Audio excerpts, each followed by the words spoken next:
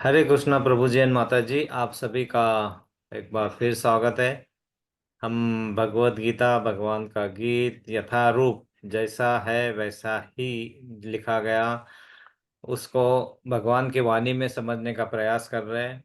मैंने भगवान का रूप इसलिए कहा क्योंकि भगवान का नाम, भगवान का लिखा हुआ, भगवान के बारे में सुनना, भगवान के बारे में बोलना, उनके गुणों का वर्णन करना, उनकी लीलाओं को पढ़ना, ये सब चीज एक ही होती है। और इस सब चीजों को हमने एक ही मानना चाहिए। मतलब जब सुन रहे हैं तो बड़े प्रेम भाव से ही सुनना चाहिए। जब हम बता रहे हैं तो हमारे मन में वही भाव होना चाहिए कि हम कृष्णा के प्रतिनिधि के रूप में ही, मतलब उसके अंश के रूप में ही बता रहे हैं। सुन रहे हैं तो उसी तरह सुन रहे हैं, समझ रहे हैं तो उसी तरह समझ रहे हैं। तो वो भाव मन में रख के हम करते हैं तो हमें समझने में आसानी होती है कि वो क्या बता रहे हैं। अगर वो नहीं रहेगा तो फिर हमें वही प्रयत्न बार बार बहुत बार करना पड़ेंगे, है ना। तो पहले हम ये प्रयत्न हमारे अच्छे से इसी भाव से और अच्छी लगन से होते रहे, इसलिए हम शुरुआत करेंगे पहले प्रेयर से। एक मिनट, अभी आज मैंने शायद दो तीन भक्तों को भेजा नहीं। जस्ट गिव मी 1 मिनट, है ना। जस्ट एक कुछ मैसेज।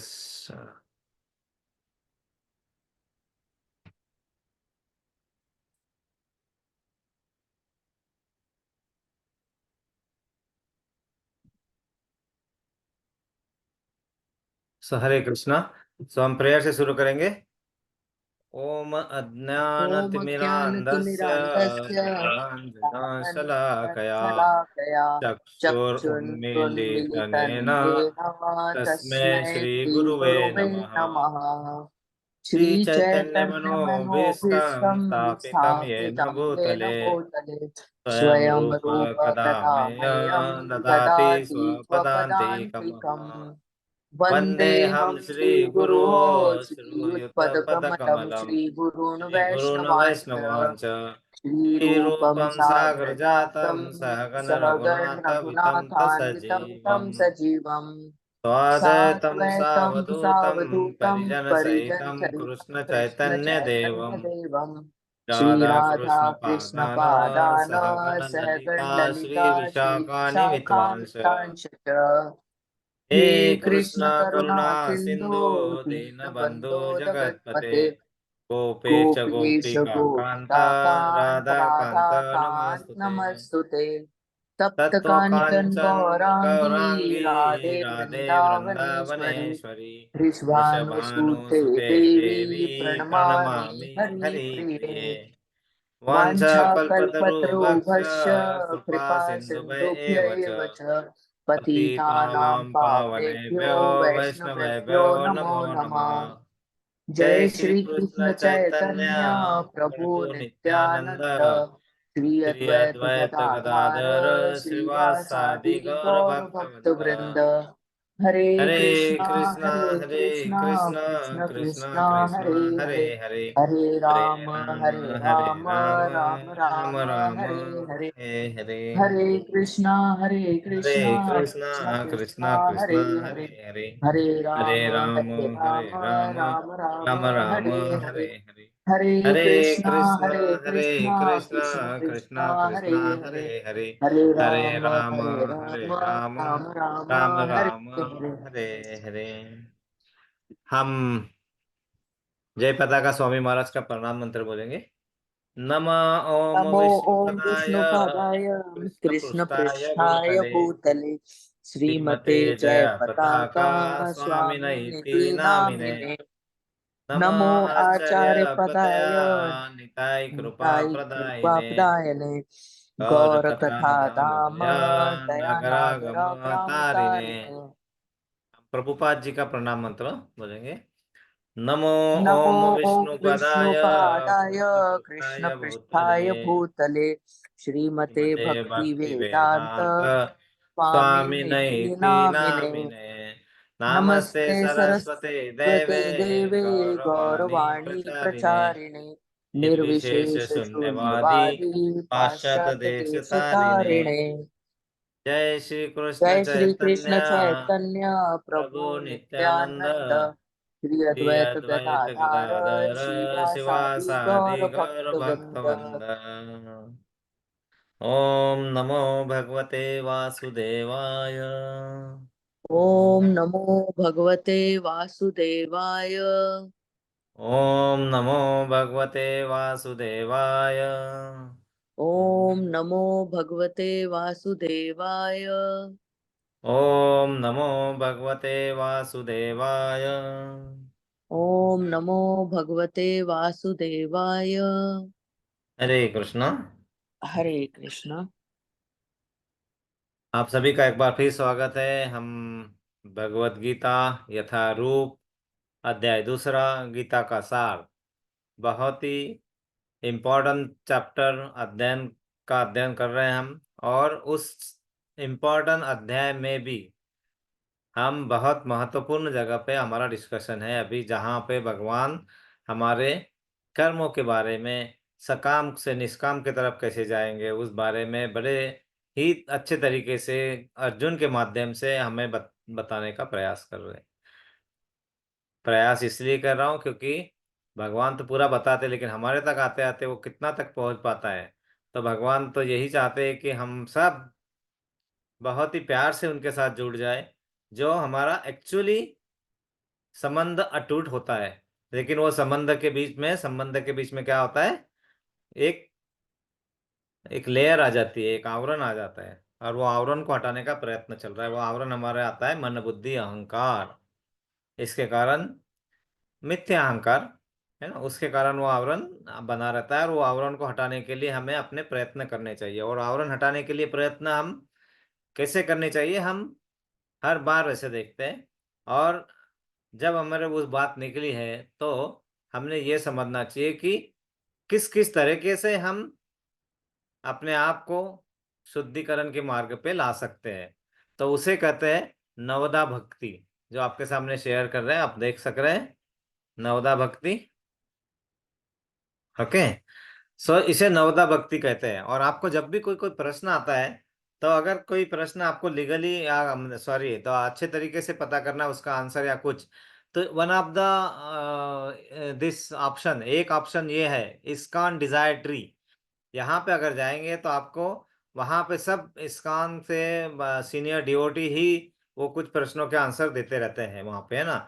तो अगर आपके कुछ अगर डाउट है, अगर ऐसा कुछ है, अगर कुछ है, तो यहाँ से भी एक एक सोर्स है जो उन्हीं भक्तों से बना हुआ है, उन्हीं भक्तों के द्वारा बनाया हुआ है, और वो ट्री ही वैसी बनी हुई है। तो यहाँ से हम कर सकते हैं अपने आप की शंकाओं का अनुसार, है ना। अपने शंकाओं को यहाँ पे उपस्थित उपस्थित करके उसका किसी न किसी तरह से हमें सॉल्यूशन मिल सकता है। तो नवदा भक्ति बहुत बार कहते हैं हम, और हमें जब हम जितने बार उसको देखेंगे, समझेंगे, पढ़ेंगे, हमें उसके बारे में पता चलता है, और हम उसको अपने अपने अपने कार्यों में लगा सकते हैं, अपने को उस भक्ति में लगा सकते हैं। तो ये नवदा भक्ति के 9 प्रकार होते हैं। 9 प्रकार की भक्ति का वर्णन किया गया है। और वो 9 प्रकार की भक्ति कौन कौन से हैं, तो इसमें सबसे पहले तो जो सबसे भक्तों में सबसे उच्च स्थान जो मिला है वो प्रहलाद महाराज को मिला हुआ है। क्योंकि प्रहलाद महाराज जो है कहाँ पे आए थे, वो आए थे राक्षस परिवार में। मतलब पूरे वहां पे निर्विशेषवादी लोगों के बीच में, जहाँ राक्षस गण के बीच में प्रहलाद महाराज आए, और वहां पे उस जगह पे उन्होंने भक्ति का बीज बोया, और वहां से भक्ति ऐसे की कि वो भक्ति के आगे सब नेस्तनाबूद हो गया। मतलब कुछ नहीं बचा वहां पे। कितने प्रयास किए गए, उन्हें पहाड़ पे से ढकला गया, नीचे गिराया गया, कुछ नहीं हुआ। वहां भगवान ने बचा दिया। उन्हें अग्नि में जलाया गया, उन्हें विष पिलाया गया, उन्हें कितने कितने तरीके से वहां से को ले जाने की कोशिश, मतलब हटाने की कोशिश की गई। लेकिन जहां भक्त भगवान से जुड़ जाते हैं, वहां पे यमराज भी जाने के लिए तर तर कांपते हैं, है ना। तो यमराज जी भी नहीं पहुंचते वहां पे। और तो ये इसलिए भक्तों में जब भी हम नवदा भक्ति या किसी भी भक्ति के बारे में समझने का प्रयास करते हैं, सबसे पहले हमने भक्तराज प्रहलाद महाराज की जय यहीं से शुरुआत होनी चाहिए, क्योंकि वो सबसे ऊंचे भक्त है ना। क्योंकि उनके उस विपरीत परिस्थितियों में उन्होंने भक्ति क्या हो सकती है, कैसे हो सकती है, और भक्ति क्या परिणाम दे सकती है, वो सब दिखाया था। और उन्होंने यहाँ तक भक्ति की, उनकी भक्ति इतनी ज्यादा श्रेष्ठ श्रेष्ठतम थी कि उन्होंने अपने राक्षस पिता को भी मुक्ति दिलवा दी। और क्या चाहिए, है ना। हिरण्यकश्यप को भगवान के हाथों से मुक्ति दिलाना, और इतना नॉट पॉसिबल बाय एनीबडी। तो इसीलिए उच्चतम भक्ति में आता है। तो वो हिरण्यकश्यपु दैत्यराज है ना। तो श्रीमद् भागवतम 7वां स्कंद 5वां अध्याय 23वां श्लोक के अनुसार प्रहलाद महाराज ने अपने पिता दैत्यराज हिरण्यकश्यपु के पूछने पर सर्वश्रेष्ठ शिक्षा के रूप में नवदा भक्ति का वर्णन किया। 9 प्रकार की भक्ति, क्योंकि वो भक्तराज, वो राजा है भक्तों के, है ना। तो उनको ही पता होगा सबसे अच्छी कौन कौन से तरीके से भक्ति करना चाहिए, क्योंकि वो खुद यूनिवर्सिटी है, वो खुद वहां से ही वो आएगा भक्ति के बारे में। तो पहला है श्रवणम। हमें पता है कि जहां पे भी हमें किसी भी तरह से सुनने को मिले, भक्तों के बीच में जाके सुनना है, कभी मंदिर में जाके सुनना है, कभी हम अपने जो भी सोर्स हमारे पास है वो सोर्स से हमें सुनना है। श्रवणम कभी नहीं छोड़ना चाहिए, और सबसे हाईएस्ट लेवल पे श्रवणम। फिर कीर्तनम। कीर्तनम मतलब भगवान के बारे में भजन कीर्तन करना।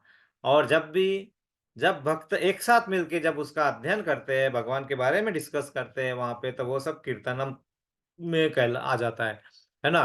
तो कीर्तनम में बहुत इंपॉर्टेंट है कि भगवान का पवित्र नाम भगवान के ही समान शक्तिमान है। और ये भगवान के नाम के कीर्तन तथा श्रवण मात्र से लोग दुर्लभ मृत्यु को शीघ्र ही पार कर लेते हैं। मतलब ये सब हम नहीं कर रहे, ये सब यहाँ पे शास्त्रों में लिखा हुआ है। और क्या होता है कि आज कलयुग में इतनी तो दुर्गति नहीं हुई, उतने भी नीचे नहीं आए हैं लोग अभी, कि अगर उन्हें शास्त्रों के रेफरेंस के द्वारा जो जब अगर यहाँ हमें बताया जाए तो वो न माने या न समझे। हाँ, वो ऐसे बताओगे, हम ऐसे करोगे तो न करेंगे, लेकिन जब यहाँ तक लिखा है और यहाँ पे उसका रेफरेंस दिया गया है, उसको बताया गया है कि ये भागवतम से है, चैतन्य चरित्रामृत चरित्रामृत से है, और जहाँ से और कोई उपनिषद से है, और जहाँ से भी है, तो उसका जब वेद पुराणों से कहीं से भी है, तो यहाँ पे देखो, जब भी कोई चीज बताई जाती है तो उसका आप देखोगे कि हर जगह यहाँ पे जैसे सीसी लिखा है। सीसी सीसी मतलब चैतन्य चरित्रामृत। उसमें यहाँ पे 7वां अध्याय और 141वां श्लोक में बताया गया है। मतलब यहाँ पे 7.5.23 लिखा है, इसका मतलब होता है 7वां स्कंद 5वां अध्याय और 23वां श्लोक। मतलब उसके रेफरेंसेस दिए होते हैं। तो पहले श्रवणम, फिर कीर्तनम, फिर स्मरणम। मतलब आपको नाम जप करना है, उनके बारे में स्मरण करना है। ये सब किस लिए? क्योंकि हमारे आत्मा के शुद्धिकरण के लिए ये बहुत ही ज्यादा अच्छा तरीका है, नायाब तरीका है ना। इससे पक्का ही हमारी शुद्धिकरण होती है, और हम जो भी करना चाहते हैं हम और अच्छे तरीके से अपने अपने आप को उस भक्ति में लगा सकते हैं। तो स्मरणम, इसमें लिखा है भक्ति योग का मूल सिद्धांत है भगवान के विषय में निरंतर चिंतन करना। जैसे हम हर बार कहते हैं कि जब भी आप जिस भी कार्य में रत हो, वहां पे आप भगवान नाम पे का जप चालू रखिए। भगवान की सेवा में ही कर रहे हैं, उन्हीं के नाम के लिए कर रहे हैं, सॉरी, उनका नाम स्मरण करके ही कर रहे हैं। ये सब चीजें स्मरणम में आती है। और उसके लिए कहा है कि एक तो उच्च कोटि में स्मरण कर सकते हो, या फिर हम अपने नॉर्मल तरीके से भी कर सकते हो। वो ऑफकोर्स नाम अपराध में आ जाएगा, लेकिन उतना भी बड़ा नाम अपराध नहीं होता है। आप करते रहिए, शुद्धिकरण होता रहता है। पाद सेवनम मतलब भगवान के चरण कमलों में चिंतन में गहन आसक्ति होने को पाद सेवनम कहते हैं। और ये इनका कलयुग में हमें और अच्छे तरीके मतलब तरीका बताया कि पाद सेवनम, हम उनकी चरणों की धूल हमारे माथे पे लगा के अगर हम सेवा कर सके तो बहुत ही अच्छा है ना। तो वहां पे वैष्णव, तुलसी, गंगा तथा यमुना की सेवा पाद सेवनम में शामिल है। मतलब आप तुलसी महारानी की सेवा कर रहे हो, तो तुलसी महारानी ही जो है वो हमें कृष्ण भक्ति प्रदान कर सकती है ना। तो उनकी सेवा करना, गंगा, यमुना, और वैष्णव की सेवा, किसी भी वैष्णव की सेवा, ये सब पाद सेवनम में आता है ना। जैसे कि लक्ष्मी जी भगवान के चरण कमलों की सेवा के कारण सिद्धि प्राप्त कर सकते हैं लक्ष्मी जी। अर्चनम मतलब भगवान के अर्चा अर्चा विग्रह की पूजा, मूर्ति और विग्रह, हमें मालूम है मूर्ति किसी व्यक्ति की भी मूर्ति हो सकती है, किसी देवी देवताओं की मूर्ति होती है, लेकिन वो विग्रह होता है, मतलब वो भगवान का स्वरूप है विग्रह। पृथु महाराज ने भगवान के अर्चा विग्रह की पूजा करके मोक्ष प्राप्त किया था। तो ऐसे एग्जाम्पल है। अगला है वंदनम, भगवान की वंदना या स्तुति करना। मतलब आप किसी भी तरह से कर सकते हो, आपको जिस तरह से आता है उस तरह से स्तुति कर सकते हो। मतलब ऐसा जरूरी नहीं है कि आप गा के ही करो या आप कुछ लिख के ही करो। आपको जिस तरह से भगवान की स्तुति करना है, कहा है ना, जहां पे भी आपको मौका मिले आपको उसको उसमें लगा रहना है। वंदनम। फिर दास्यम, मतलब दास्य के रूप में भगवान की सेवा करना। सबसे अच्छा एग्जाम्पल हनुमान जी, राम भगवान की सेवा करके मोक्ष प्राप्त कर लिए थे। साख्य रूप में मतलब मित्र के रूप में भगवान की पूजा करना, जैसे अर्जुन भगवान से मैत्री स्थापित करके मोक्ष प्राप्त किया। आत्मनिवेदन बहुत ही इंपॉर्टेंट, जब भक्त अपना सर्वस्व भगवान को अर्पित कर देते हैं और जो भी कर रहे हैं पूरा कृष्णा कॉन्शियस होके ही कर रहे हैं, भगवान भक्त होके कर रहे हैं उनको, हमारी अवस्था ऐसी है कि हम जो भी कर रहे हैं, जो भी काम कर रहे हैं, हम उनको समर्पित कर रहे हैं, है ना। हमारा जब भाव वो आता है, वो भाव जब आता है, वो आत्मनिवेदन तो बहुत इंपॉर्टेंट है इसमें। आत्मस्मरण समर्पण की बात की गई है, मतलब हमें जो भी कार्य करने हैं अपने भगवान को समर्पित कर देने, उसके फल के बारे में न सोचना है न कुछ करना है, किया और उसको भगवान को सौंप दिया। आत्मनिवेदन, ये है नौ भक्ति के प्रकार। हमें किसी न किसी तरह से इनमें अपने आप को संलग्न रखना चाहिए। तो ये होता है भक्ति के प्रकार। हम और ये भी हम रिपीट करते रहते हैं, भगवान के प्रति होने वाले 10 नाम अपराध। सबसे पहला नाम अपराध है भगवान नाम का प्रचार करने वाले महाभागवतों की निंदा करना। कभी कभी कैसा होता है ना, अरे बड़ा आया अभी बताने के लिए, बड़ी आई अभी ये बताने के लिए, है ना। वो बोलते हैं कि वो बिल्ली हज को चली, 100 चूहे, 1000 चूहे, लाख चूहे, पता नहीं कितने खा के बिल्ली हज को चली।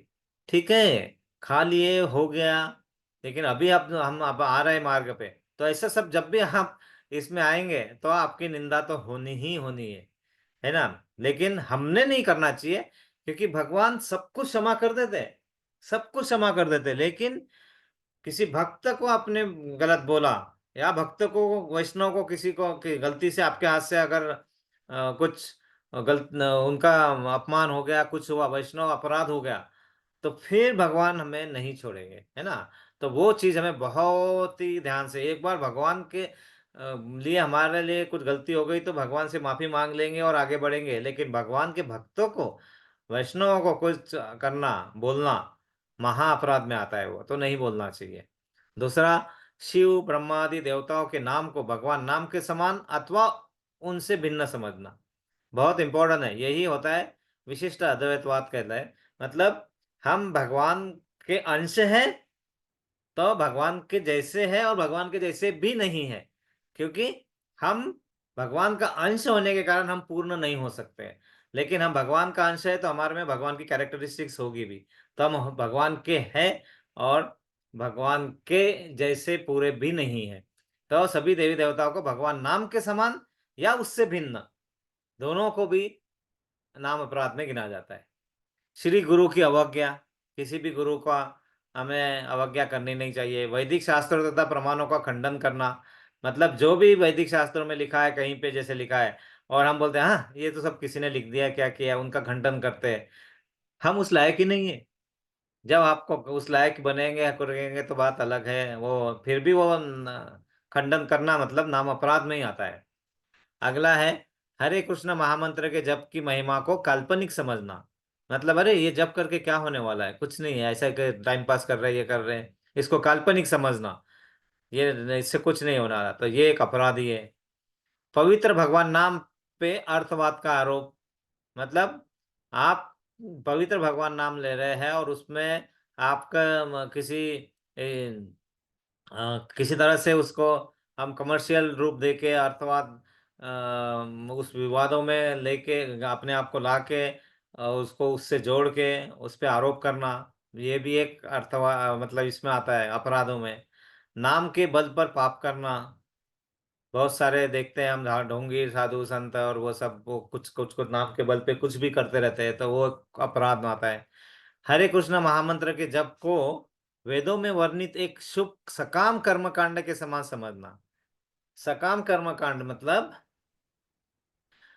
वही कर्म करने के बाद हमें उसकी फल की प्राप्ति होती है और हम फल की आशा के साथ कर्म करते हैं, वैसा ही हम हरे नाम हरे कृष्ण, मतलब सॉरी, हरे कृष्ण का जप करेंगे तो उससे हमें भौतिक प्रगति होगी, ये होगा वो होगा, ये ऐसा मन में भाव रख के वो नाम करना, मतलब उसको एक शुभ सकाम कर्मकांड के समान समझना, ये भी अपराध में ही आता है। मतलब हम कर रहे हैं तो हमें बहुत अभी बहुत फायदा हो जाएगा, हम बहुत सुधर जाएंगे, हमारे सब पाप मुक्त हो जाएंगे, इसलिए कर रहे हैं, ये मन में रख के करना भी अपराध ही में आता है, हमें सिर्फ करना है। आगे अगला अपराध आता है अश्रद्धालु व्यक्ति को कृष्ण नाम की महिमा का उपदेश करना। यहाँ पे बहुत सारे भक्तों में कंफ्यूजन होता है कि क्या इसका मतलब ऐसा है कि हमने अपने भक्त नाम का प्रचार भगवान नाम का प्रचार नहीं करना चाहिए, करना चाहिए, हमें वो समझना चाहिए, लेकिन कहाँ तक, मतलब हमें समझाने के लिए आपको कितनी सहनशीलता, आपको झुकना पड़े, आपको कम होना पड़े तो करो। बहुत बार हम अपने इसमें डिस्कशन में मैंने हमने पहले भी लिया है कि अगर रिश्तों को बनाए रखने के लिए झुकना पड़े तो झुको, लेकिन अगर हर बार तुम्हें ही झुकना पड़े तो फिर रुको। तो यहाँ पे वही है कि अश्रद्धालु व्यक्ति आप कर रहे हैं, आप प्रयास कर रहे हैं, लेकिन बाद में देख रहे हैं कि आपके प्रयासों में आपकी एनर्जी वेस्ट हो रही है और वो तो समझने में नहीं, वो तो सिर्फ वाद विवादों में ही घुसना चाहते हैं, वो तो समझना ही नहीं, उनको तो हर चीज को क्रॉस ही क्रॉस करना है। तो वहां भगवान बोलते हैं आपकी एनर्जी मत लगाओ, आप अपने अपने भक्ति के मार्ग पे चलते रहो। तो वो भी एक अपराधों में आ जाता है, अननेसेसरी, वहां पे वो समझ में आना चाहिए कि कहाँ पे रुकना, कैसे कितना रुकना। और सबसे आखिरी और इम्पोर्टेंट, हरे कृष्ण महामंत्र के जप में पूर्ण विश्वास न होना और इसकी इतनी अगाध महिमा सुनने पर भी विषयासक्ति बनाए रखना, विषय आसक्ति बनाए रखना, मतलब हर विषय के बारे में आसक्ति बनाए रखना, ध्यान पूर्वक जप न करना भी एक अपराध में आता है। तो अब इससे फिर क्या होता है कि हम विचलित हो जाते हैं, अरे मेरा तो नाम जप तो कर रहे हो लेकिन नाम ध्यान पूर्वक नहीं हो रहा है। तो देखो, आप जानबूझ के ध्यान नहीं लगा रहे हो बात अलग है, लेकिन आपका ध्यान नहीं लग पा रहा है और ऐसे कर रहे हैं और हम चल रहा है, वो नाम अपराध में आता है। लेकिन प्रथम श्रेणी नाम की नाम अपराधी होती है और सालों तक नाम अपराध होते रहते हैं। लेकिन हमें पता होना चाहिए कि हमारे हाथ से जानबूझ के कोई नाम अपराध ना हो, इस श्रेणी में हम जानबूझ के ना घुसे। तो इसीलिए बार बार हमें इस बारे में ध्यान रख के देख समझना पड़ता है कि ये सब चीज़ों को भी हमें अपने माइंड में रखना होता है। तो हम ये सब करने के बाद हम अपने जो अध्ययन कर रहे थे भगवत गीता का अध्याय दूसरा हम पढ़ रहे थे, और हम उसके आगे बढ़ेंगे। तो यहाँ तक अगर किसी को कोई प्रश्न कुछ हो, कुछ और अपने तरफ से ऐड करना चाहते हो तो प्लीज आप बताइए, बोलिए, पूछिए, डांटिए, कोसिए, कुछ भी करिए, कर सकते हैं। हरे कृष्णा। तो किसी का कोई प्रश्न या कुछ? चलो, तो दो तरीके से होता है, या तो बताया वो पूरा सर के ऊपर से गया या पूरा अंदर गया। पूरा अंदर गया पॉसिबल नहीं है, सर के ऊपर से गया पॉसिबिलिटी है, तो क्षमा चाहता हूँ अगर सर के ऊपर से गया। लेकिन अगर कुछ भी अगर आ रहा है तो आप अपने आप, हम अपने आप को धन्य समझना चाहिए कि कुछ भी हमारे अंदर जा रहा है, मतलब कृष्ण भगवान ने रास्ता खोल के रखा हुआ है। नहीं तो हम कितना भी कोशिश करोगे ना तो अंदर जाएगा नहीं, क्योंकि जब तक कृपा नहीं होगी अंदर जाएगा नहीं। अभी हमें पता है कि अभी बहुत ही जल्दी अगले इसमें दामोदर मंथ आ रहा है, तो हमें दामोदर लीला के बारे में पता है ही सबको, हम अगले बारे में उसके बारे पढ़ेंगे। लेकिन एकदम शॉर्ट में जब अभी यहाँ पे बात निकली है तो आज बच्चों का, छोटे बच्चों के साथ में मैं कुछ क्लास लेता हूँ, तभी उनके साथ में बात कर रहा था, तो उनको मैं दामोदर लीला बता रहा था थोड़ी सी ब्रीफ में। और उनको यही बताया कि वहां पे ठाकुर जी को यशोदा माता बांधने का प्रयास करती है, और फिर वो रस्सी छोटी पड़ जाती है, फिर उनको दूसरे वहां के गोपियां और रस्सी ला के देते हैं कि बांधो बांधो, कान्हा को बांधो और बांधो। तो वो भी रस्सी छोटी पड़ जाती है, फिर छोटी पड़ जाती है। तो उनको बताया कि ऐसी छोटी क्यों पड़ती है, 2 इंच ही छोटी पड़ जाती है, क्योंकि वो हमारा अहंकार होता है, हमारा ईगो होता है। मतलब हम शुद्ध प्रेम से उस बांधने का प्रयास नहीं करते, और भगवान को कोई बांध नहीं सकता है। भगवान को सिर्फ एक ही चीज बांध सकता है, तो क्या आप विश्वास नहीं करोगे, उस बच्चियों ने, छोटे छोटे है ना, वो सीधा बोले कि उन्हें राधा रानी ही बांध सकती है। अब देखिए, उन्होंने देखो कुछ किससे बोला, लेकिन इसका बहुत ही अच्छा मीनिंग है। क्यों? तो वहां पे तो यशोदा माता थी, अब राधा रानी का कैसे संबंध आ गया, और कैसे, आप देखिए। तो उन्होंने बहुत अच्छा बात कही है कि राधा रानी क्यों, क्योंकि राधा रानी क्या प्रतीक, किस चीज का प्रतीक है? राधा रानी प्रतीक है शुद्ध प्रेम का, दिव्य प्रेम का प्रतीक है।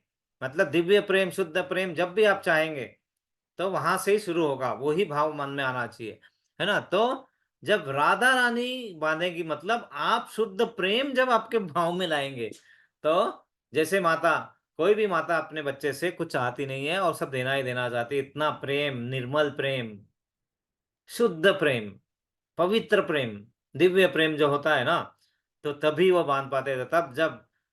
और वो भी कैसा होता है ना, भगवान चाहेंगे तो ही, आप कितना भी करो प्रेम, है ना, लेकिन भगवान जब चाहेंगे तो ही वो एक्सेप्ट होता है ना। तो यशोदा माता वहां पे तो बहुत शुद्ध प्रेम करती है, लेकिन क्या होता है, भगवान क्योंकि उन्हें वहां पे पनिशमेंट जैसा वो दिया जा रहा होता है ना, उनके उधर पे, मतलब पेट पे, दाम मतलब रस्सी, तो दाम उधर, तो दामोदर मतलब पेट पे रस्सी बांधने का प्रयास होता है, क्योंकि वो बहुत नटखट कार्य में लगे रहते हैं, और भगवान अपनी लीलाओं के द्वारा वो बांधने नहीं देते। क्यों? क्योंकि माता का प्रेम तो अशुद्ध है, लेकिन साथ में इस समय गुस्सा भी है। तो उस समय वो भाव अगर आ जाता है, तो भगवान उसको एक्सेप्ट नहीं करते, और फिर बोलते हैं, फिर जब माता बोलती है, यशोदा माता, अरे छलिया, कितना और चलेगा? क्या, कितना बन बन के थक गई हूं, मतलब ये क्या है? अरे माता, तुम कष्ट क्यों उठा रहे हो? मुझे बोलो ना, मैं बांध देता हूँ अपने आप को। मतलब माता ने जब अपने आप को इतना उस गुस्से से बाहर थोड़ा सा निकाला, एक क्षण की भी देरी नहीं की, भगवान ने अपने आप को बंधवा लिया। तो वो बताया उस बच्ची ने कि राधा रानी का प्रेम, मतलब शुद्ध प्रेम ही भगवान को बांध सकता है। कितनी अच्छी बात, कितनी सुपर। मैं तो सोच रहा था कि कुछ और मैं बताऊं, लेकिन उस बच्ची ने मुझे वो बताने के लिए बिल्कुल ये कर दिया, कंपल्सन डाल दिया मुझ पे कि नहीं, तुम्हें यहीं से, तो मन में डाला। और ये कैसे डालते हैं? ये वो वहां से नहीं आता है, जब वो बच्चे, या जब हम लोग बड़े प्यार से भगवान को याद करते हैं, उनके बारे में स्मरण करते हैं, तो वो बिल्कुल अपने जिह्वा पे वही चीज लेके आते हैं, हमारे मन में वो चीज लेके आते हैं। तो देखो, उस बच्ची के द्वारा उन्होंने लाया कि आप इसके बाद में कैसे बांध सकते हो, तो आप बताइए कि राधा रानी के प्रेम के भाव से ही बांध सकते हैं। बहुत अच्छा, मुझे तो बहुत अच्छा लगा। मैं तो और तरीके से समझाने वाला था, लेकिन उन्होंने बहुत प्यार से। तो ये होता है, जब भाव आता है, तो अपने आप वही चीज आ जाती है जो आप कहना चाहते हैं, या जो ठाकुर जी कहलवाते हैं, तो उनके अलावा तो कुछ होता नहीं है। तो यहाँ पे हमें भगवान वही सब बता रहे हैं कि आप जो भी कार्य करोगे, छोड़ दो ना मुझ पे, छोड़ दो, मैं हूं ना। तो जब आप करोगे, करते रहो, लेकिन कार्य करते रहो, कर्म करो, फल की आशा मत करो। मतलब कार्य करो, क्योंकि आप फल की आशा करोगे तो बहुत लिमिटेड करोगे, लेकिन मैं उससे ज्यादा दूंगा, अगर तुम उसके लायक बन जाते हो तो। ज्यादा क्या, इतना रहेगा कि आप उसको सोच भी नहीं पाते हो। तो वो चीज है यहाँ पे, भगवान वही यहाँ पे अर्जुन को बताने का प्रयास कर रहे हैं। तो हम देखते हैं हम कहाँ पे थे पिछले बार, और उस श्लोका से हम आगे बढ़ते हैं। तो किसी को भी कोई भी प्रभु प्रश्न जी, या कोई, हाँ, यस माता जी। प्रभु जी, अभी आपने दामोदर मंथ का भी बताया, नवदा भक्ति, चलो यस। वो भी अच्छा लगा सुन के, समझ के। और मैं ये पूछ रही थी, अभी जो ये नवरात्र आने वाली है 2 तारीख या 3 तारीख से, उसके बारे हाँ, में थोड़ा सा ब्रीफ कर दीजिए, और हम लोगों को क्या और कैसे मतलब व्यवहार करना है। बिल्कुल माता जी, वो भी बताता हूँ मैं ना, क्योंकि ये सब चीजें हमारे, हम अपने आप को जो भी तरीके से आगे ले जाना चाहते हैं।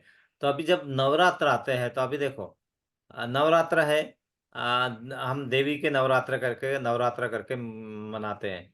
तो यहाँ पे हमें देवी को, जब हम यहाँ पे एक चीज बहुत अच्छे से ध्यान रखना है, जब हम यहाँ पे भक्ति में है, तो जब भी हम देवी देवताओं के पूजन में लगते हैं, तो भगवान कहते हैं कि बिल्कुल श्रद्धा से रहो। क्यों?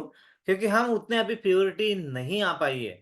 तो हमें हमें कहीं ना कहीं से सहारा लेके जाना पड़ता है।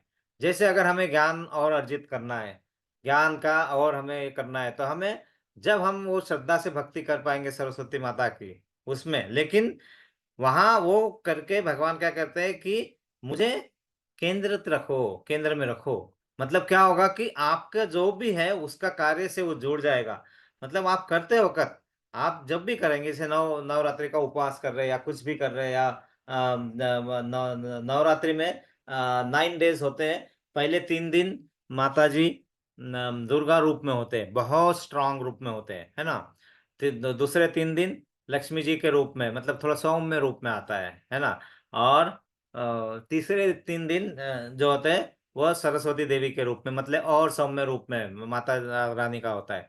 तो जब आप कर रहे हैं, तो मतलब आप अगर भगवान के पास जा रहे हैं और आपके भगवान की भक्ति में आपका मन नहीं लग पा रहा है, तो आप क्या कर रहे हैं, जैसे अब अगर आप नवरात्रि में दुर्गा देवी का ध्यान कर रहे हैं, अगर अगर आप वहां पे, तो आप क्या कर रहे हैं कि दुर्गा देवी जो दुर्ग की देवी है, किला, है ना, आप उनकी भक्ति कर रहे हैं और उनसे कह रहे हैं कि माया का प्रभाव अगर थोड़ा कम हो जाए तो मैं भक्ति में और हूँ, है ना। लेकिन केंद्रित, केंद्र कैसा होना चाहिए हमारा? कृष्ण भावना भावित केंद्र होना चाहिए। जो भी करते होगा, तो हम कर किस लिए रहे? क्योंकि हमें अल्टीमेटली कहाँ जाना है? कृष्ण भगवान के पास ही जाना है। और इसलिए आने वाली जो भी बाधाएं हैं, उसको पार करने के लिए अगर करना चाहते हैं, तो हम उस हिस्से करते हैं। लेकिन भगवान ये कहते हैं कि जब भी आप ये करते हैं अन्य देवी देवताओं का पूरे इससे, और फिर अगर हम भगवान के नाम को केंद्र में नहीं रखते हैं, तो क्या होता है कि वो श्रद्धा तो होती है, लेकिन वो त्रुटिपूर्ण ढंग से होती है ना।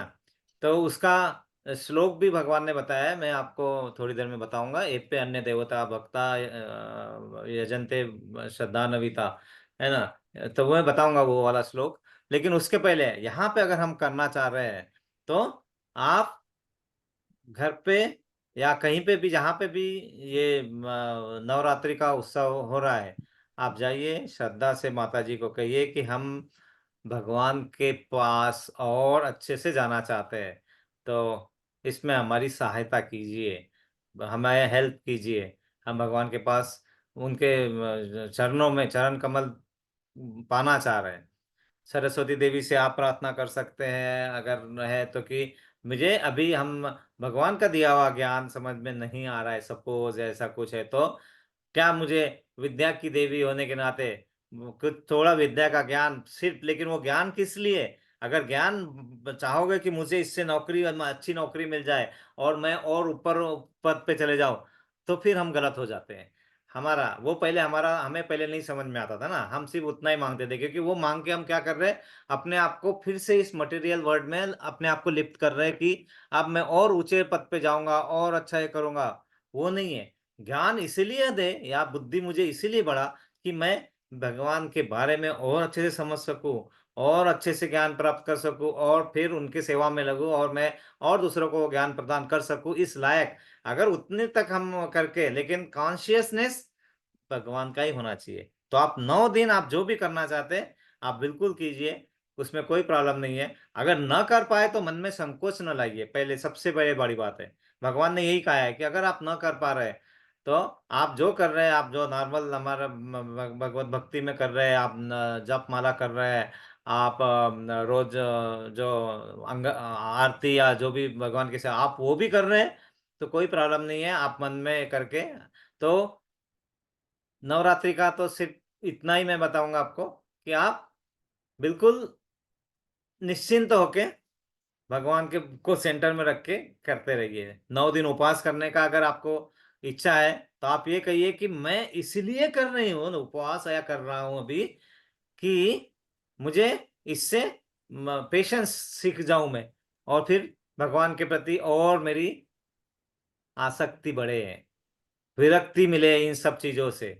वो भाव मन में अगर करके आप उस उसमें आगे बढ़ रहे हैं तो बहुत अच्छा है। माता जी आप, धन्यवाद प्रभु जी। है ना, लेकिन मन में संकोच बिल्कुल नहीं लाना। कभी कभी क्या होता है ना, अरे मैं ये कर रही हूँ, मैं ये कर रहा हूँ और मैं ये नहीं कर पा रहा हूँ। नो प्रॉब्लम, भगवान बोलते हाँ हैं, "ऐसा नहीं है ना, वो संकोच बिल्कुल निकालिए। लेकिन आपको जहां पे भी आप जा रहे हैं, किसी भी कोई किसी भी भक्त को ये नहीं बोलना अरे इससे अच्छा तो वो है, बिल्कुल नहीं। क्योंकि हाँ वो भी है, वो भी अपने आप को तैयारी कर रहे हैं, है ना, कि वहां पे लाने के हाँ लिए। हाँ, उनको ये बताइए कि आपने ये किया ना, आप अल्टीमेटली क्या कर रहे हैं, आप जहां जाना चाह रहे हैं ना, आप उनको लगे तो ये मत बताइए कि कृष्ण के नाम ऐसा। लेकिन उनको कैसे बताना है कि आप जो कर रहे हैं ना, आप बोलिए सिर्फ देवी से, ये मत मांगो कि मुझे ये कर दे वो कर दे, मुझे इतना सक्षम बना कि मेरा जो जीवन उद्देश्य है, मानव जीवन का उद्देश्य, मतलब भगवत धाम जाना, वहां जाने के लिए मुझे जो भी करना पड़े उसके लिए मुझे सक्षम बनाओ, बस इतना ही, है ना। मुझे फल दे दो, मुझे शक्ति दे दो, ये सब कुछ या फिर मुझे नहीं बहुत मांगना। डिग्री दे दो हाँ ना, बिल्कुल ये सब चीजों को पहले हम करते थे। लेकिन आज हम जो भी करेंगे ना, सिर्फ वहां पर जाने के लिए करना है, उनके चरण कमलों तक पहुंचने के लिए सीढ़ियों का ऐसा है, क्योंकि हम उतने उच्च स्तर पर नहीं आए। अदरवाइज आपको उस बारे में चिंता करके और टेंशन लेने की जरूरत नहीं है ना। हाँ ठीक ऐसा। है प्रभु जी, धन्यवाद। हाँ, लेकिन अगर आप कुछ कर रहे हैं तो उसको रोकिएगा मत। पहले से जो कर रहे हैं अगर आप, तो उसको करते रहिए। लेकिन सिर्फ आपका केंद्र केंद्र जो है कैसे, वैसे कृष्णा भावना भावित होके करें, आपसे जो भी है उसी मार्ग पे जाने के लिए। लेकिन कभी कभी क्या होता है ना, वो करने के चक्कर में हम पूरा इसको बंद कर देंगे, ये कर देंगे, तो दैट इज नॉट करेक्ट। ऐसा नहीं कहा है उन्होंने। उन्होंने कहा है वो भी हाँ उनके लिए जब कर रहे हो तो आप मेरे लिए ही कर रहे हो। लेकिन वो थोड़ा हाँ त्रुटिपूर्ण ढंग से होता है, तो उसकी चिंता मत करो, मैं संभाल लूंगा। आप करो, लेकिन श्रद्धा रखो वहां पे भी, मैं, लेकिन है ना, ऐसा है।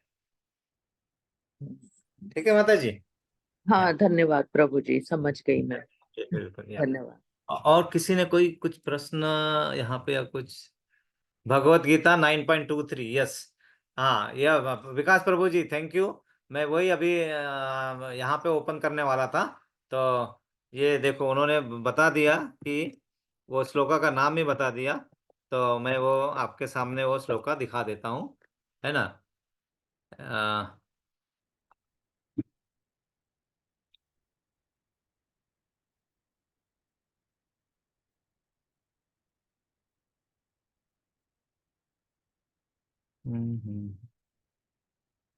या तो देखो, ये श्लोका क्या है।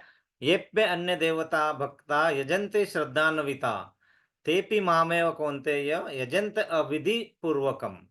मतलब भगवान क्या कह रहे हैं कि हे कुंती पुत्र, जो श्रद्धा पूर्वक अन्य देवताओं की पूजा करते हैं, वे मेरी भी पूजा करते हैं। मतलब देखो, पहला सेंटेंस कैसे बताया भगवान ने, जो श्रद्धा पूर्वक। पहले तो वो बहुत इंपॉर्टेंट है, यहाँ पे श्रद्धा होती नहीं है, हम करते रहते हैं। तो अन्य देवी देवताओं की जो पूजा करते हैं वो मेरी भी पूजा करते हैं इनडायरेक्टली। लेकिन वह यह सब अनुचित ढंग से करते हैं। इसका मतलब क्या है, कि उनका भाव उनको पता ही नहीं है कि अल्टीमेटली करना क्या है, इसलिए वो अनुचित हो जाता है। लेकिन वही अगर हम कृष्णा भावना भावित होकर, हमारा अल्टीमेट वो जो अगर वहां से जुड़ जाता है कि भगवान के लिए करना है हमें, इसीलिए अगर हम ये ना कर पा रहे और हम अपने नॉर्मल अपने जो जप माला और उसमें भी लगे हुए हैं, तो भगवान बोलते हैं दैट इज द बेस्ट, अगर कोई प्रॉब्लम नहीं है। लेकिन अगर कर रहे हैं तो श्रद्धा पूर्वक, लेकिन कृष्ण भावना भावित होके ही होना चाहिए। कि अगर करोगे तो वो विधि पूर्वक हो जाएगा। यहाँ पे है ना, तेपी मामे व कौनते, मतलब कौनते मतलब अपने अर्जुन को बोला कौनते, यजंत अविधि पूर्वकम, मतलब वो अविधि मतलब उतना त्रुटिपूर्ण ढंग से वो होता है ना। तो इसलिए वो त्रुटि को समझना और अपने आप को कृष्ण भावना भावित करना, यही तो हम कर रहे हैं ना, ये यहाँ पे बैठ के international society for Krishna consciousness, हम वही तो प्रयत्न कर रहे हैं कि कैसे हमारा भाव उस पे केंद्रित हो जाए। हरे कृष्णा प्रभु जी, विकास प्रभु जी, मैं अभी वो याद ही कर रहा था, आपने पटाख से बता दिया। हरे कृष्णा, ये होता है भगवान कृष्ण, जब भी आप चाहेंगे तो आपको पटाख से सेवा, मतलब सहायता पहुंचा देते हैं। हरे कृष्णा प्रभु जी। है ना। तो हम आगे बढ़ते हैं। हमने पिछले बार पढ़ा था श्लोका नंबर 44, जहाँ पे लिखा था, जो लोग इंद्रिय भोग तथा भौतिक ऐश्वर्य के प्रति अत्यधिक आसक्त होने से होने से ऐसी वस्तुओं में मोहग्रस्त हो जाते हैं, उनके मनों में भगवान के प्रति भक्ति का दृढ़ निश्चय नहीं होता। देखिए माता जी, बिल्कुल उसी श्लोक से जुड़ा हुआ है आपका प्रश्न, है ना। जी मतलब प्रभु हम जी। बिल्कुल, अगर वो देवी देवताओं का उसीलिए हम कर रहे हैं कि अरे मुझे ये देना है, मुझे अभी बहुत धनवान लक्ष्मी जी की सेवा कर रहे हैं, बहुत मनी चाहिए, बहुत चाहिए, लेकिन कितना चाहिए पहले वो सोच लो ना। हमारे मन में कैसा होता है, थोड़ा है, थोड़े की जरूरत है। मतलब थोड़ा है मेरे पास, थोड़े की और जरूरत है। जबकि भगवान क्या बोलते हैं, थोड़ा है, थोड़े की ही जरूरत है। थोड़ा, उतनी ही जरूरत है, उसको समझो। और जो भी उस जरूरत से ज्यादा अगर आ रहा है, जैसे है ना, आपके हाथों में हथेलियों में आपको अगर कुछ मिल गया और हथेलियों के बाहर जा रहा है, तो जरूर दान करना सीखिए, जरूर उसको देने के चाहिए।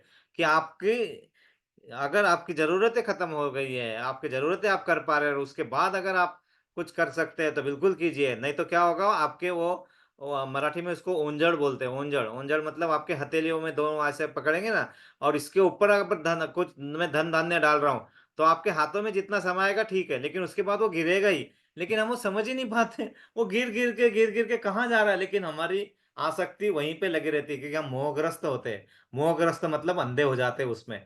यही उन्होंने बनाया है। इसलिए भगवान के मन में भगवान के प्रति दृढ़ श्रद्धा हो ही नहीं सकती है। बिल्कुल सही, उसी डायरेक्शन में आपने प्रश्न पूछा। बिल्कुल सही, हरे कृष्णा। तो हम आगे का श्लोक पढ़ते हैं अभी। या सो आप क्या कर रहे हैं भगवान, अभी तक कर्मों के बारे में बताया उन्होंने ना, सकाम कम निकाम कम, धीरे धीरे आप धीरे धीरे अपने गुणों के तरफ ले जाएंगे, कि हम प्रकृति के गुणों में है तो हम किस गुणों में, मतलब प्रकृति के अधीन है यहाँ पे अगर, तो कैसे गुणों में रहते हैं। तो यहाँ पे अगला श्लोक वहीं पे है। त्रैगुण्य विषया वेदा निस्त्रैगुण्यो भवार्जुन, निर्द्वंद्वो नित्य सत्यत्वो निर्योग क्षेम आत्मवान। तो और कोई पढ़ेगा, शायद ये हमने पढ़ा था पिछले बार। नहीं, चलो, नहीं नहीं पढ़े थे प्रभु ने। नहीं पढ़ा था ना। पढ़े थे हम लोग। ओके, तो अभी पढ़ना है हमें, करेक्ट। मी वाचू बरोबर का? बरोबर। मुझे याद है वहां तक मी प्रभु जी हो गया था।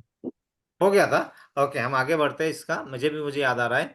तो वेदों में मुख्यतया प्रकृति के तीनों गुणों का वर्णन है। अर्जुन, इन तीन गुणों के ऊपर उठो, समस्त द्वैतों और लाभ तथा सुरक्षा की सारी चिंताओं से मुक्त होकर आत्मपरायण बनो। तो यहाँ पे भगवान यही कह रहे थे कि जो प्रकृति के तीन गुण है, तमोगुण, सतोगुण और रजोगुण, इनसे बाहर आओ। जब इनसे बाहर आओगे, मतलब तभी पॉसिबल है जब आप सारी चिंताएं मुझ पे छोड़ दोगे, आप सिर्फ अच्छे कार्यों में लगे रहोगे, आप कर्म करते रहोगे, और आत्मपरायण बनो, मतलब आप इन सब कर्मों के बाहर निकलो, और जो कार्य कर रहे हो उसको केंद्रित करके करो। तो जब भी आप करते हो और श्रद्धा आपकी पूरी भगवान में जुड़ जाती, समर्पित हो जाते हो, तो उसे आत्मपरायण स्थिति कहते हैं, और वो बनो। तो फिर अर्जुन को वही बता रहे, तो अब धीरे धीरे भगवान या पूर्णतः आश्रित, बराबर है, आश्रित बताया था। जब जब मनुष्य कृष्ण की इच्छा पर पूर्णतः आश्रित रहता है, तो वो दिव्य अवस्था प्राप्त होती है। पूर्णतः आश्रित होने का मतलब है कि हमें उतना भाव और उतनी श्रद्धा उस लेवल की होनी चाहिए कि यस, बिल्कुल जो हो रहा है, बिल्कुल उसी के लिए हो रहा है, और उसी के उससे हो रहा है, और हमें उसकी चिंता डरने की बात नहीं है। अपने आप उसका हल निकल ही जाएगा। ये सब जब हम मन से करना शुरू करते हैं ना, जैसे सुनना, बोलना, कीर्तन, वंदनम अर्चनम, आत्मनिवेदन, है ना, तो ये सब पाद सेवनम, इन सब इसमें जब हम आगे बढ़ते हैं तो श्रद्धा और बढ़ती है, क्योंकि प्यूरिफिकेशन होता है ना मन में। तो हम आगे का श्लोक पढ़ेंगे, ये श्लोक हो चुका था हमारा पिछले बार। प्रभु जी यस मत इसमें जो प्रभु जी। इसमें जो आत्मपरायण है, इसका मतलब तो जो मैं को मैं हटा दूं, मैं से, वही हुआ ना। बिल्कुल आत्मपरायण मतलब मैं हट गया, मतलब मैं कर बिल्कुल रहा हूँ, मैं जा रहा हूँ, मैं आ रहा हूँ, मैंने किया, मेरे लिए से हुआ, मैं हूँ, तो मैं हट गया। प्रभु ने किया, बिल्कुल प्रभु जी। प्रभु की कृपा से हुआ, प्रभु को समर्पित है, तो वो मतलब आत्मपरायण हुआ ना। बिल्कुल प्रभु जी, आप बिल्कुल बहुत अच्छे तरीके से बताते हैं कि यही है कि अपना जो अपने आप पे जो हम समझते हैं कि मैं शक्तिमान हूँ, मैं श्रद्धावान हूँ, मैं सौंदर्यवान हूँ, मैं वैराग्यवान हूँ, मैं सामर्थ्यवान हूँ, ये जो होता है ना, वही चीज है। जैसे प्रभु जी ने बताया, उसको अलग कीजिए। और जो भी मैं कर रहा हूँ, वो उसका दिया हुआ कार्य कर रहा हूँ। जो भी मैं करने वाला हूँ, वो उसकी सेवा में अर्पित होने वाला है। जो भी मुझे करवाया जा रहा है, जो भी, तो वो वही हो रहा है, उसने दिया इसलिए मैं कर पा रहा हूँ। ये भाव लाना मतलब आत्मवान बनना, है ना। तो वही है। अगर वो भाव अगर आता है तो बल्ले बल्ले, नहीं तो हम घसीटते ही रहेंगे अपने आप को, है ना। मैं के चक्कर में वो बकरी की तरह मैं चलता रहता अपना। वो बोलते कि अरे चलो, मैं तुम्हारे साथ हूँ, तुम चलो तो आगे तो आओ, बढ़ो। यस, तो सारी चिंताओं से मुक्त हो जाओ। लेकिन उसके लिए पहले प्रयत्न तो करने पड़ेंगे ना। हम क्या होता है, इसका गलत अर्थ निकाल लेते हैं। अरे चलो, जाके बैठते हैं, जपमाला शुरू करते हैं और सारी चिंताओं से मुक्त। अरे अपने कार्यों को, अपने आप को शुद्धिकरण करके वैसे तरह से आगे बढ़ोगे बताए हुए मार्ग पे, और उसी सही तरीके से, तो ठीक है। लेकिन हम करते थोड़े, और फिर बाद में ये जो लिखा हुआ है ना, हमारे चिंताओं से मुक्त करना है, मुक्त हो गया मैं, ऐसा भी नहीं है। है ना। जब आप सही तरीके से उसका इस्तेमाल करोगे, जो बताया है, भगवान ने मार्गदर्शन दिया है, तो ठीक है। क्या मार्गदर्शन किया है हमको? कि रचा है सृष्टि को जिस प्रभु ने, वही ये सृष्टि चला रहे हैं। हमारा धर्म है प्रभु की सेवा। हमारा धर्म है प्रभु की सेवा। श्रद्धा से हम उसे निभा रहे हैं। हम ये होना चाहिए कि धर्म ही हमारा वो है। हम अपने अलग अलग धर्मों में लगे रहते हैं, वो नहीं है। है ना। फेसबुक एंड व्हाट्सएप है दुश्मन सारे, क्यों इनकी चपेट में तुम आ रहे हो। इंस्टा व ट्विटर दे दुख सारे, सुख छोड़ दुख क्यों अपना रहे हो। तो कब तक रहोगे फंस के यूं माया की नगरी में। चलो राह जो प्रभु दिखा रहे हैं। तो वो चीज होनी चाहिए कि आंख बंद करके प्रभु के इसमें हम मार्ग पे चल रहे हैं। वो श्रद्धा, वो शुद्धिकरण, वो समर्पण, वो भाव, तो फिर मतलब है, तो मजा है ना। आ, प्रभु जी आपने बिल्कुल सही कहा। बिल्कुल सही। जैसे बहुत लोग पूछते हैं ना कि आप मेरे दोस्त हो, तो दोस्ती का मतलब क्या होता है ना। तो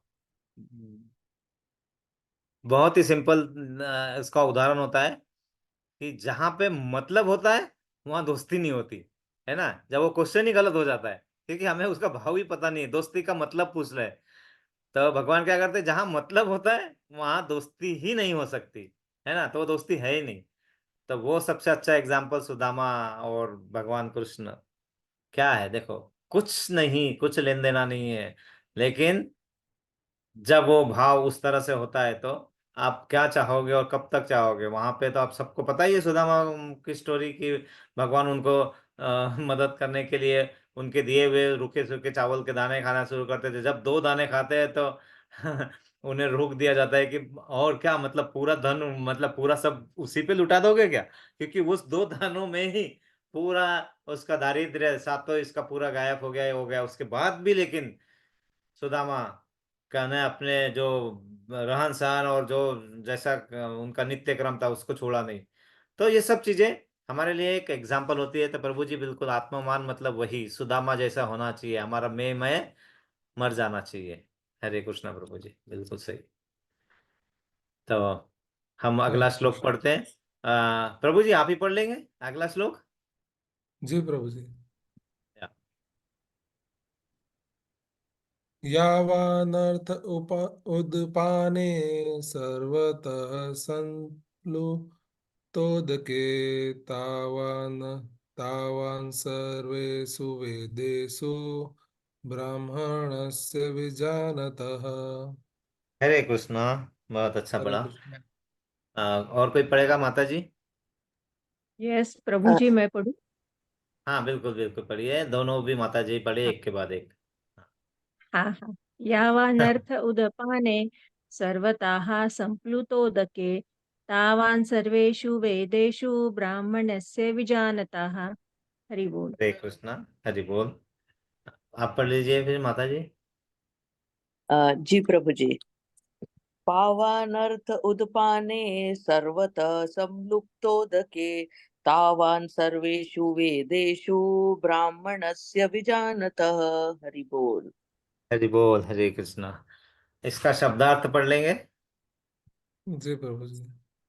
यावान जितना सारा, अर्थ अर्थः प्रयोजन होता है, उदपाने जलकूप में, सर्वतः सभी प्रकार से, संप्लुत संप्लुप्त उदके विशाल जलाशय में, तावान उसी तरह, सर्वेषु समस्त, वेदेषु वेदों में, ब्राह्मणस्य परब्रह्म को जानने वाले का, विजानतः पूर्ण ज्ञानी का अर्थ है, एक छोटे से कूप का सारा कार्य एक विशाल जलाशय से तुरंत पूरा हो जाता है।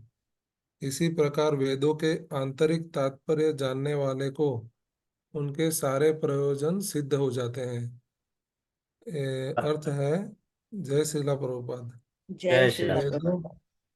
वेदों प्रभुपाद। वेदों के कर्मकांड विभाग में वर्णित अनुष्ठानों एवं यज्ञों का ध्येय आत्म साक्षात्कार के क्रमिक विकास को प्रोत्साहित करना है, और आत्म साक्षात्कार का ध्येय भगवत गीता के 15वें अध्याय में इस प्रकार स्पष्ट किया गया है। वेद अध्ययन का ध्येय जगत के आदि कारण भगवान कृष्ण को जानना है। अतः आत्म साक्षात्कार का अर्थ है कृष्ण को तथा उसके साथ अपने शाश्वत संबंध को समझना।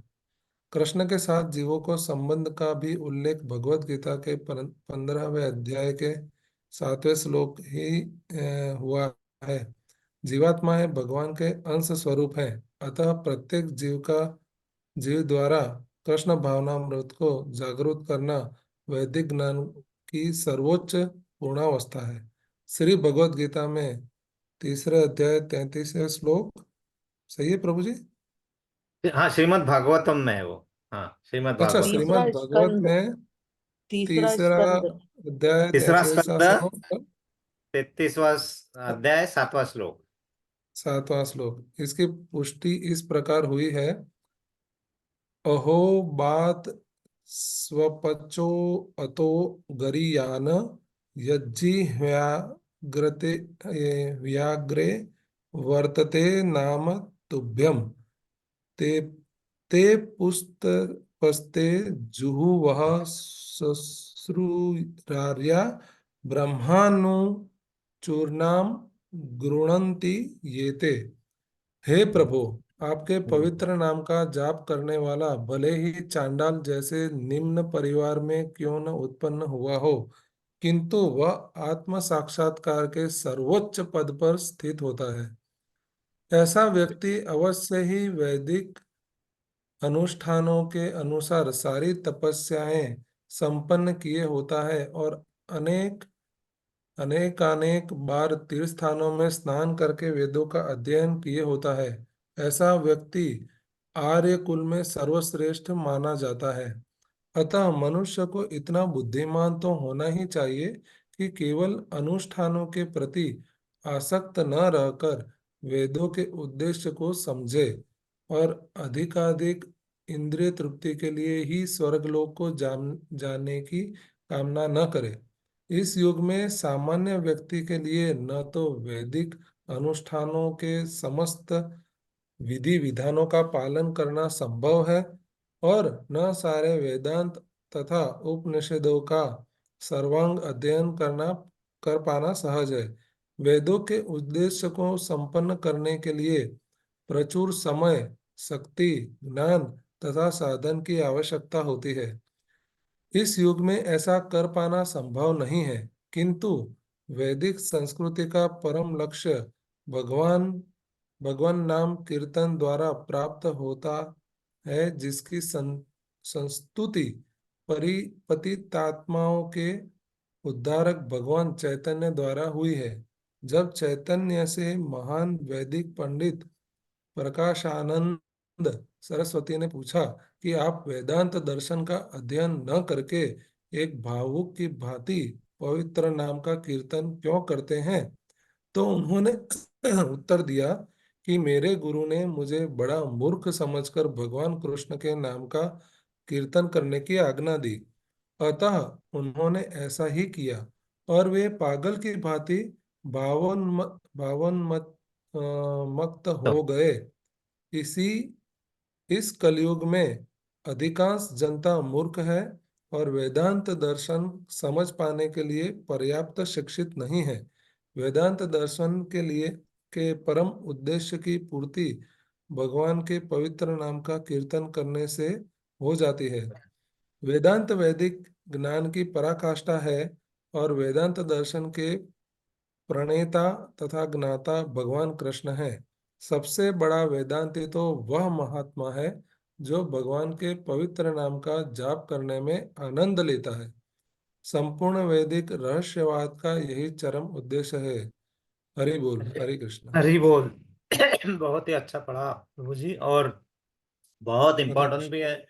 इसको हम जल्दी से समझने का प्रयास करते हैं। तो यहाँ पे बहुत ही एक बहुत सिंपल तरीके से प्रभुपाद जी ने इसका एक्सप्लेनेशन दिया है, इसको समझाया है, तात्पर्य दिया है कि यहाँ पे क्या था, एक छोटे से कूप का सारा कार्य एक विशाल जलाशय से तुरंत पूरा हो जाता है। उसी तरह वेदों के आंतरिक तात्पर्य जानने वालों को उनके सारे प्रयोजन सिद्ध हो जाते हैं। मतलब यहाँ पे क्या कहा है कि अगर हमें कुछ चाहिए, अगर तो छोटे से कूप में कुछ कार्य करना है, तो एक विशाल जलाशय अगर हमारे पास है तो वो तुरंत ही आपका कार्य पूरा हो जाएगा।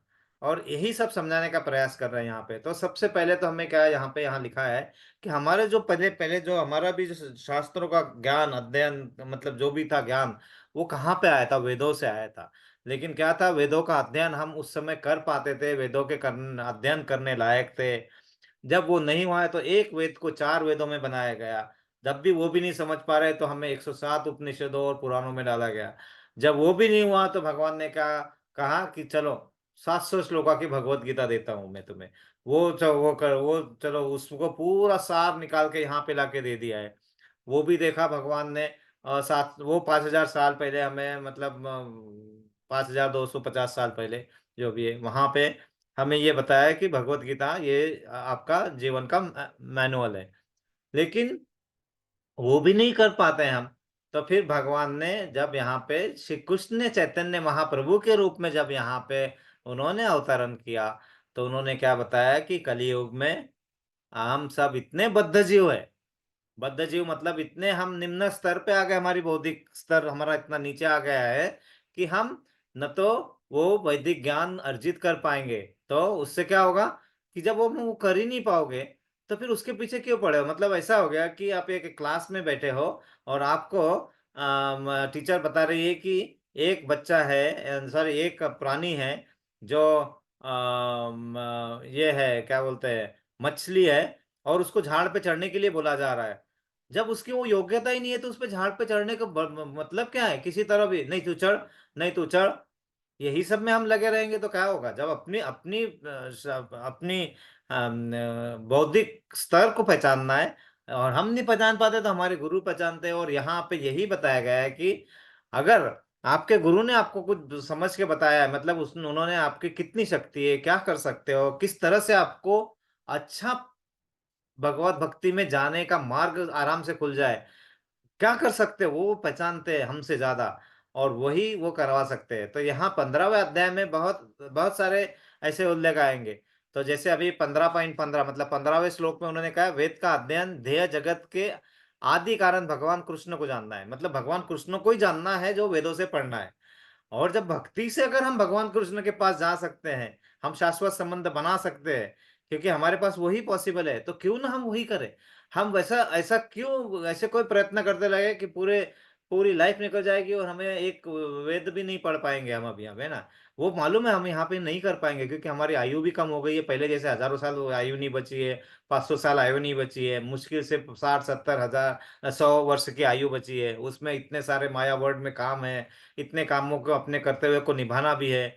ये सब करके कहाँ हो पाएगा। हम 1 घंटा अध्ययन करके ये इतना कर लेते हैं, इतना ही बहुत हो जाता है, इसके बाद भी टाइम नहीं मिल पाता है, तो और सब वो कहाँ पर पाओगे।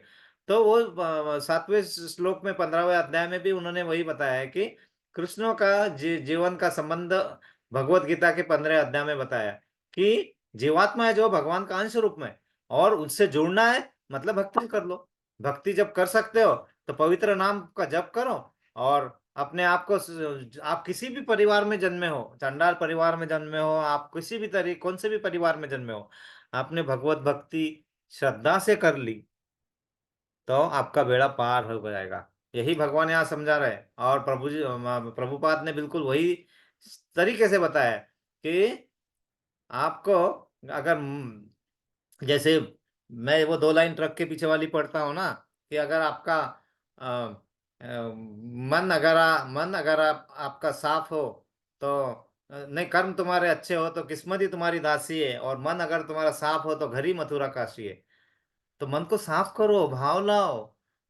वो जरूरी नहीं है आप उसको दर दर भटकते, मतलब उधर उधर जाके भटकते और वहीं पे जाके भगवान मिलेंगे। आप पहले श्रद्धा तो लाओ, पहले भक्ति तो लाओ, पहले उसको तो निर्माण करो, उसकी प्रक्रिया में तो आओ, नाम जप तो करो, शुद्धिकरण तो करो अपने आप उसके बाद तुम्हें उस सभी तीर्थ क्षेत्रों का स्नान करने का फायदा मिल जाएगा, है ना। और यहाँ पे मनुष्य इतना बुद्धिमान होना चाहिए कि उसके अपने अनुष्ठानों के प्रति आसक्त न रहकर वेदों के उद्देश्यों को समझे। अब देखो, आप क्या वेदों में जो लिखा है उसमें ये अनुष्ठान करो वो अनुष्ठान करो, वो तो हम नहीं कर पाते, तो वो ना कर पाने को वो छोड़ो, लेकिन उसके उद्देश्य को समझो। उद्देश्य क्या है? भगवत धाम को जाना, भगवान से टूटा हुआ जो हमारा संबंध है उसको फिर से जोड़ना।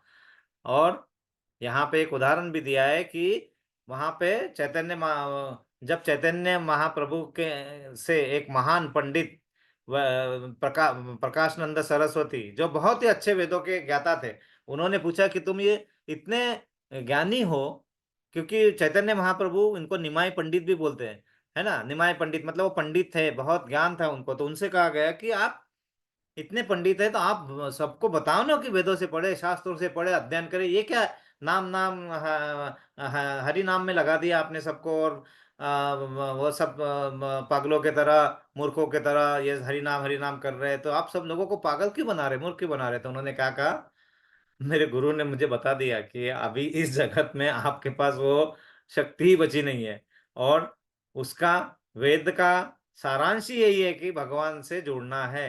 तो जुड़ने का तरीका मैं इस कलयुग में बता रहा हूं ना तुम्हें, वो करो, तो उससे आपको परम उद्देश्य की प्राप्ति हो ही जाएगी। तो इसीलिए हमें क्या करना है, भगवान नाम के जुड़ने के लिए, भगवान के पास उनके संबंध जोड़ने के लिए क्या करना है, हरे कृष्णा हरे कृष्णा हरे कृष्णा कृष्णा कृष्णा कृष्णा हरे कृष्णा हरे, हरे हरे हरे, हरे हरे राम राम राम राम राम राम हरे हरे हरे। हरे। आपका निरंतर जाप चलता रहे, शुद्धिकरण होते रहे, सर्वोच्च उद्देश्य, परम उद्देश्य तो वही पाओगे। और यही वैदिक रहस्य है, यही चरम उद्देश्य है वैदिक में, रहस्य यही बताया गया है। आप पूरा पढ़ के आखिर में बोलोगे अरे तो ये तो बताया था वहां पे ऐसा करना है करके, लेकिन वो सब हम नहीं समझ पाते। इसलिए बिल्कुल यहाँ पे भगवान ने यही कहा है कि सब छोड़ो, सर्वधर्म परित्यज्य मामेकम शरणम व्रजम, है ना। तो मैं मेरे पास आओ, सब धर्मों को छोड़ो और मेरे शरण में आओ, मैं तुम्हें भगवत धाम ले जाऊंगा, डरो मत, है ना। तो एनीवे हम हम आगे जाएंगे। यहाँ तक जब बहुत अच्छी तरीके से इस अध्याय में हमें ले जा रहे हैं कि किस तरह से कर्म के कांडी न बनो, जो वो हम नहीं कर सकते। फिर बाद में बताया कि आप वेदों के ज्ञान नहीं अर्जित कर सकते हो, तो मतलब हमें ज्ञान मार्ग वाला भी हो गया है। फिर बाद में अष्टांग योग से भी नहीं कर पाएंगे, धीरे से बताएंगे। फिर बताएंगे कि आप ज्ञानी तो बन सकते हो, लेकिन आपका ज्ञान किया हुआ, अर्जित किया हुआ ज्ञान भक्ति के साथ जोड़ दो, तो भक्ति के मार्ग पे आ जाओ, ज्ञान का पूरा इस्तेमाल भक्ति में लगा दो। बेड़ा पार, नैया पार है आपकी। हरे कृष्णा। तो अगर किसी का कोई प्रश्न, आप सब आते हैं प्रश्न, मतलब यहाँ इतने इससे हमारे साथ जुड़ते हैं, इसीलिए आप सबका धन्यवाद। तो हम सब ऐसे ही बढ़ते रहे आगे, इसलिए हम सबके लिए प्रेयर करेंगे। किसी के लिए कोई स्पेशल प्रेयर, सबके लिए ऑफकोर्स हम प्रेयर करते ही है, लेकिन फिर भी अगर कोई स्पेशल प्रेयर है तो बताइए माता जी, प्रभु जी। हम सभी के लिए प्रेयर करेंगे कि हम, हाँ यस, कुछ बोल रहे हैं। यस माता जी। हाँ, प्रभु जी, तबीयत यस माता बहुत जी। खराब है। थोड़ा बार ओके बार ओके। तबीयत खराब है। बिल्कुल बिल्कुल माता जी, हम बिल्कुल ये चाहेंगे, क्योंकि कैसा है ना, तबीयत खराब रहेगी तो भगवान भी ओ, बड़े बड़े प्यासे रहते हैं कि मेरे भक्त हमें भक्ति कर पाए अच्छे से। तो हम बिल्कुल प्रार्थना करेंगे कि जल्दी से जल्दी आप उनकी सेवा में पूरे जोश से वापस आ जाए। बिल्कुल प्रयत्न करेंगे अभी प्रार्थना माता जी। और किसी के लिए कोई स्पेशल प्रेयर है तो हम सबके लिए, सभी हम अच्छे से प्रभु सेवा में लगे रहे। हमारे जो भी तबीयत है और जो भी भौतिक दुविधा है हमारे लिए, हमें तरस मतलब तरसा रही है, तो उससे कम हो जाए, हमें शक्ति मिले। इसलिए हम सबके लिए 3 बार प्रेयर करेंगे। हरे कृष्णा, हरे हरे कृष्णा, कृष्णा, कृष्णा कृष्णा कृष्णा, हरे कृष्णा, हरे हरे, हरे, हरे राम हरे हरे राम, राम, राम राम राम राम, हरे हरे हरे। हरे। हरे कृष्ण, हरे कृष्णा, कृष्ण कृष्णा कृष्ण, हरे कृष्णा, हरे हरे, हरे, हरे हरे राम, राम, राम राम राम, राम हरे हरे। हरे हरे। हरे हरे कृष्ण, कृष्णा, कृष्ण कृष्ण, कृष्णा कृष्ण हरे कृष्णा, हरे, हरे हरे, हरे हरे राम, राम, हरे हरे राम, राम, राम राम राम, राम, हरे हरे हरे। हरे। हम प्रभुपाद जी ने हमें इस मार्ग पे लाने के लिए बहुत सारे प्रयत्न किए, इसलिए हम प्रभुपाद जी के लिए 3 बार प्रेयर करेंगे। हरे कृष्णा, हरे हरे कृष्ण, कृष्णा, कृष्णा कृष्ण कृष्णा, कृष्ण, हरे हरे हरे, हरे, हरे हरे हरे राम, राम, हरे राम राम राम, राम, हरे हरे हरे। हरे। हरे हरे कृष्ण, कृष्णा, हरे कृष्ण कृष्णा, कृष्ण, कृष्णा हरे कृष्णा, हरे, हरे हरे, हरे हरे राम, हरे राम, राम राम, राम हरे राम, हरे। हरे हरे। हरे कृष्ण, हाँ, हरे कृष्ण कृष्णा, कृष्ण, कृष्णा हरे कृष्णा, हरे, हरे हरे, हरे हरे राम, हरे हरे राम, राम राम, हरे हरे। तो आप सभी